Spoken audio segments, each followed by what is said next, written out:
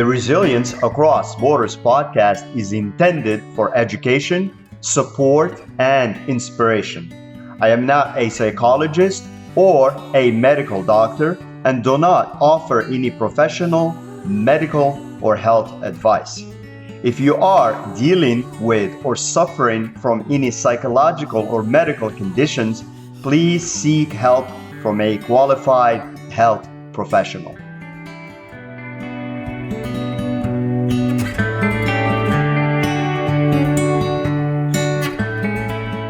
Hello and welcome back to Resilience Across Borders podcast. I'm your host, Rachid, and in today's episode, we will talk about the thought trap. Why thinking about our thoughts causes more suffering than the thoughts themselves, and how mindfulness, drawing from ancient fables and mental discipline, can help remind us and help free us from the emotional spirals. So have you ever noticed how a single fleeting thought, what if I fail, is often not what causes you real distress, but the cascade of analysis, imagining, rehashing, and self-judgment that follows it. The original thought is like a spark, but the thinking about the thought itself, the narrative we build, the emotional loops we spin into, that ignites the fire. So this episode explores that difference between thoughts, which are often neutral and automatic, and thinking about thoughts, which creates imagined suffering. So along the way, we'll draw from and learn from monks, meditation teachers, and stories passed down for centuries to help us stop getting caught in this trap. First, let us remember and go over a few things. Number one is thoughts are natural. Thinking about thoughts is optional on the other side, and sometimes can be destructive. So for instance, you might think, I'm not good enough. That's just the thought. It's a passing thought. On its own, it's not catastrophic. It happens to most of us, right? But once you start thinking about that thought, it becomes, oh, I've never been good enough. People must think I'm a failure. Oh, I'll never succeed. Why do I even try? So now you're not just having a thought, you're building a case. A false, like courtroom of emotion and imagination takes over. And now your nervous system responds to this fiction as if it's real. Instead, we can practice something like labeling the thought. Say internally, there is a thought about not being good enough. Then gently come back to your breath, your breathing, your body, and your surroundings. And number two to keep in mind is, and I like this concept of the two arrows. You may or may not have heard of it, which comes from a Buddhist teaching. In one of those teachings, most relatable metaphors, it's described the pain we cause ourselves through overthinking as the second arrow. So the first arrow is the thought itself, and then the second arrow is our thinking about it and our overthinking. For instance, a person is struck by an arrow. This represents natural pain or discomfort. But then they shoot themselves with the second arrow, which is the mental suffering of rumination, of resistance, or imagined fear. So the takeaway here is we can't always avoid the first arrow, which may, spark loss, fear, disappointment. But we can avoid the second arrow, which becomes the self-inflicted suffering through overthinking. To put this in practice, when you notice yourself spiraling, ask, am I dealing with the first arrow or am I firing the second? And the third concept or idea, and also like from a story about the monk and the storm, or a tale of basically mental weather. So the parable is a young monk complained to his teacher, my thoughts are like a storm. I can't find peace. The teacher then replied, do not try to stop the storm. Just keep your distance or step back and observe. The storm will pass, but you must not chase the wind. To put it a little bit more in modern equivalent, your mind is like the sky. Thoughts are like the clouds. Thinking about thoughts is like trying to chase and rearrange the clouds, which is pointless, exhausting, and entirely unnecessary.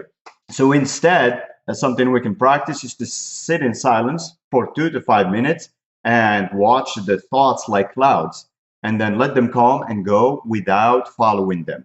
This builds the muscle of non-reactivity. Again, as with most things, it's practice, practice, practice, practice, and we get better at those things. The fourth concept that we must remember is the imagination spiral, and why fiction and how and why fiction feels like reality. So neuroscience shows us that our brains often don't distinguish well between what's imagined and what's real. That's why anxiety spirals can feel so physically overwhelming. They trigger the same physiological response as real danger and even get us into fight or flight symptoms, and can trigger the sympathetic system, which is anything but sympathetic, because the definition sometimes confuses people. But anyways, that's more like the fight or flight uncomfortable kind of state. For instance, an example or a practical scenario. You imagine a future breakup or a future rejection or a failure at a job interview that hasn't even happened or probably will never happen, or may not happen. This mental movie, because you create this movie, triggers your body's stress response, tight chest, racing heart, worry, but none of it is real. It's thought about thought, or thinking about that thought. It's suffering from a fiction. It's suffering from imagination. So when your mind starts narrating worst case scenarios, interrupt the broadcast. It's just remind yourself, not happening now, it's just imagination. Or it's a thought error. Or even my brain is farting, which our brains fart. So whichever is most effective for you to help you snap out of it, then ask, what's the next best thought I can choose instead? So the fifth concept or idea, you may have heard also of Viktor Frankl's gap, which is the space between the thought and the reaction, or the first impulse and the reaction. So in Man's Search for Meaning, Viktor Frankl wrote, between stimulus and response, there is a space. In that space is our power to choose our response. So applying this to our topic today, thoughts are the stimulus. Thinking about those thoughts is a response we can pause. So how do we use this? So next time you catch yourself spiraling, you can say pause, you can push an imaginary pause in your mind, however you want to do it, and name what's happening. Like, this is a reaction to a thought. It's not reality. And then you can choose something grounding, whether it's drinking water, taking 3 breaths, stepping outside, or pressing down with our feet on the ground. There's many different ways to do this. So just remember, let thoughts pass like travelers. Imagine your mind is a busy train station, and thoughts are trains pulling in and out. You're not required to board every train. Some thoughts are loud, some are dramatic, some are even convincing, but your job is not to ride them. It's to notice them and then let them go. So you also, if you're a journaler and you like to journal, one prompt you can use, it's, what's one thought I have been overthinking lately?